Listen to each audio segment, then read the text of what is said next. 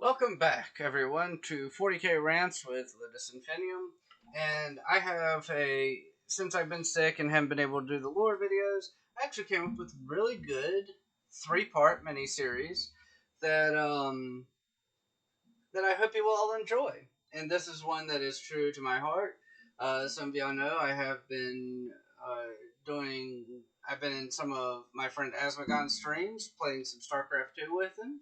And so I thought it'd be interesting to do my thoughts on Starcraft, these Starcraft races versus their counterparts in the Warhammer 40k universe. Now, I'm not going to go through every little bit of research and lore. This is just an off the top of my head what I think and how the fights would generally go. And I do have all three set up. And the first one will be the Terran versus the Imperium.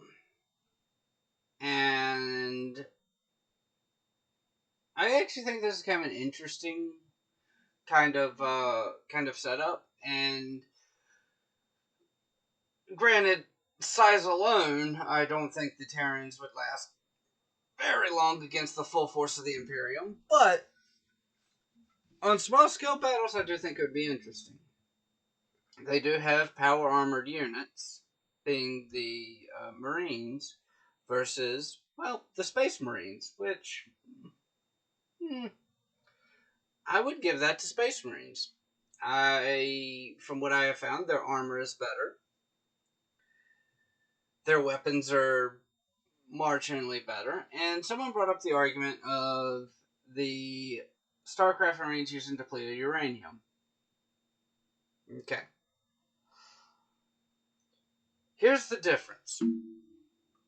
Now, I'm going to hypothetically say, and I don't believe this, but let's go along the lines of, let's say a Marine from StarCraft's round could get through an Astartes Ceramite power armor.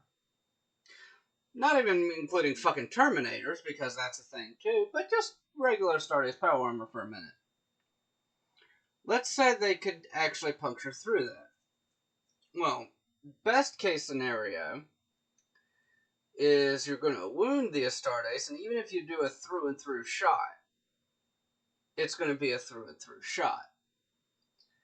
And with all the redundant systems of the Astartes, they could probably still fight, unless it's a headshot or you shoot both of their hearts. Let's talk about a bolt round for a minute. Bolt rounds are explosive rounds. That's not even including the special ammunition.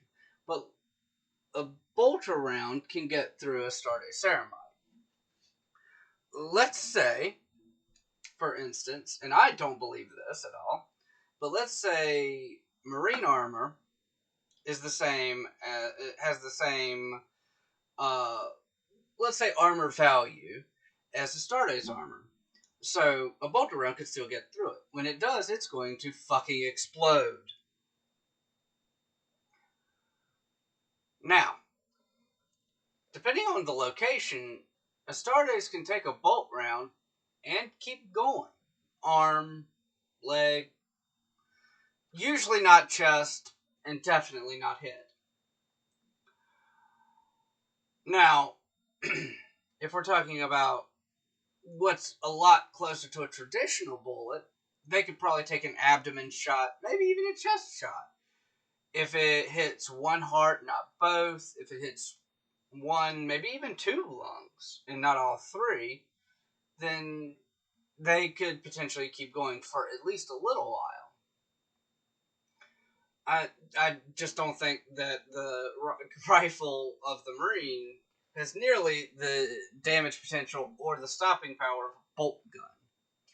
But okay, so let's go to the vehicles. Well, here's where I think it gets interesting. And I'm going to compare two main vehicles for me. The Siege Tank and the Land Raider. Or no, I'm sorry.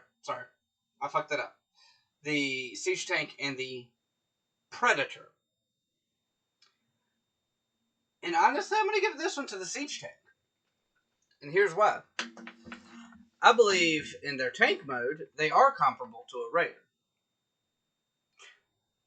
In their siege mode, I believe they would just fucking demolish a Raider. Or, fuck, a Predator. Why do I keep saying Raider? Anyway, I do think they would be able to completely demolish a Predator. And I don't think that really changes going anywhere from 1 to 5 to 10. Actually, real quick, let me backtrack a little bit. So, Marine versus Astartes. 1v1, give it to Astartes.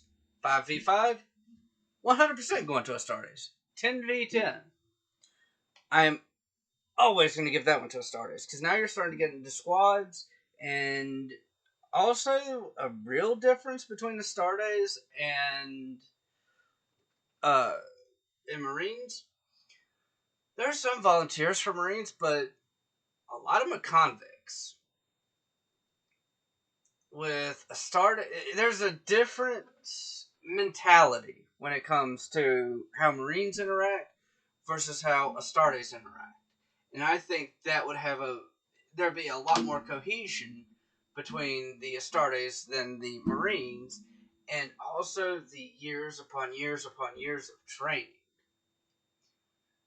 Now, canonically, Space Marines don't age. Well, Astartes don't age, because it keeps it simple. Marines for Starcraft, Astartes for... I had to remind myself. Astartes don't age. So, they could live for centuries, maybe even a millennia or two of battle experience, versus Terrans, who, and I am actually going to look this up, and you will hear me clickety-clacking,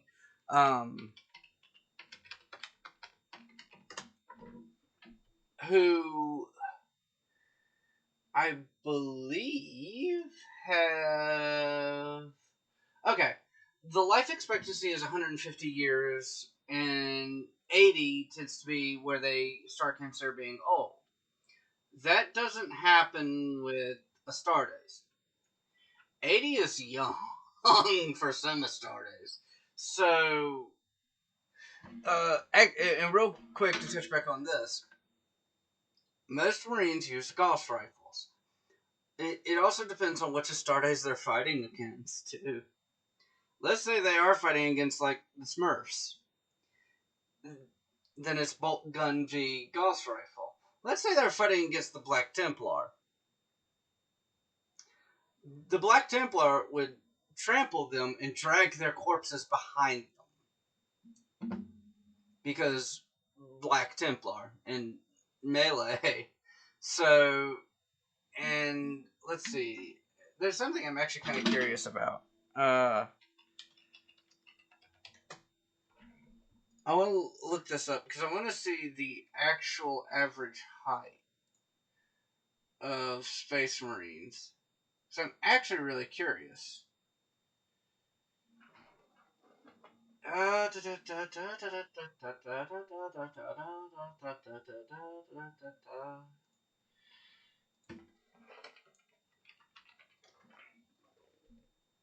Okay.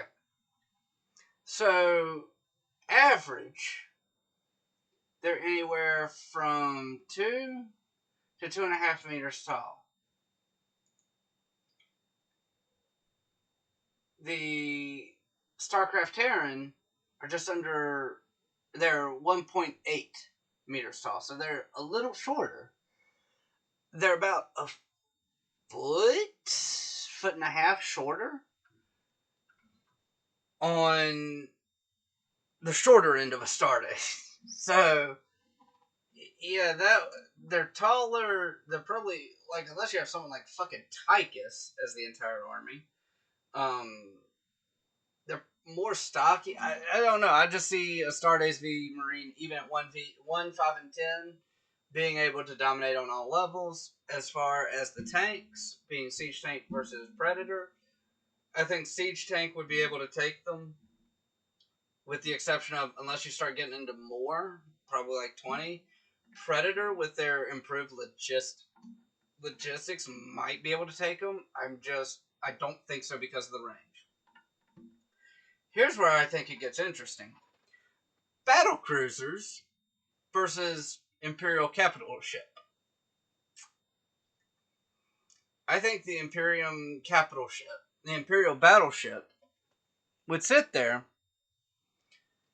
laugh, and then blow it out of the sky.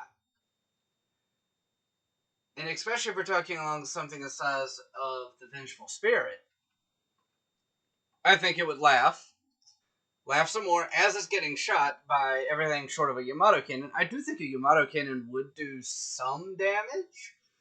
And that's when they'd be like, oh, all cannons locked right onto the battlecruiser, and then it would be turned into debris. It would be the new Terran unit, space debris. And I don't think any amount of battle cruisers would realistically, if we scale it to 1, 5, and 10, would ever be able to go against any kind of capital ship of the Imperium. And I think it's actually kind of funny pairing them up that way because, and I really do think this, in my next two, I think there's going to be a little bit more evenness, but I think Terran versus Imperium is just completely unfair. I think the Imperium would just completely stomp the Terran Federation because, quite frankly, I don't think they really have anything to stand up to the Imperium. I think they fight the same way the Imperium fights, and that is for survival. And I think they fight every day for survival, and I respect that. But I just don't see the Terrans being able to really hold anything to the Imperium. And, I mean, now let's talk if we put the IG up against the Terrans. If we just put the Imperial Guard alone, I still don't see a fucking chance. Because to use one of the more famous Imperial Guard groups, the Death Corps of Krieg, you're looking at millions upon potentially billions of troops. And that against any amount of Marines, I think they're going to take casualties. I think they're absolutely going to take casualties. But I think their heavy weapons can also do some fucking damage too. And I think it would be what they're good at, and that's attritional warfare. But I think the Death Corps of Krieg could take on... I think if you took the entire Death Corps of Krieg, which is millions upon millions, again, potentially billions of units. I mean, every Death Corps of Krieg guardsman, and put it up against the Terran Dominion. I could see the guardsmen actually winning after a while. I think it would be very slow. I think they would take heavy casualties. But ground war, I think they could pull it off because that is how they fight. Core Hall is essentially Core Hall, very similar to the story of Krieg. It went through nuclear winter, and Krieg went through a nuclear winter, so that would be their bread and butter right there. That's what they're used to fucking fighting on. They're used to attritional warfare, and they would just keep throwing and throwing and throwing Marines at them. And I think with their heavy weapon emplacements and their artillery, they would be able to put them down. Now, when we start throwing vehicles into the mix, I think the siege tank versus the Death Corps Krieg artillery, I think that would be a tit for tat. And then you start getting into the air support. You again have Imperial Navy capital ships versus the battle cruisers. Void warfare, I think void superiority would go to the Imperium. So it would be essentially on the ground units. And Death Corps of Krieg invasion of Core Hall. I think it would be hard won. I think the losses would not be worth it, but I would think eventually the Death Corps of Krieg would win. And this is based on no research. This is just based on my knowledge of the different factions involved. But yeah. So I hope you like this little rant, this little rabbit hole that I went down of the very first episode of StarCraft v 40k. The Terran Federation versus the Imperium, and even the sub fight the siege of the Imperial of Krieg v. Core Hall. So I hope you all enjoyed. If you did, please subscribe, leave a like, hit up the comments section. Let me know who you think would win between the Imperium and the Terrans. But more importantly, if you feel like you're going through something, or you just want to talk, or hell, even if you want to hang out with some really cool people, join the Discord. There's always someone on, and we are building up a really cool family at this point. So join. See, if it's something that you're interested in, we have a bunch of really great people, and we'd love to have all of you. But with all that being said, the only thing I can really say at this point is I hope you all have a wonderful day.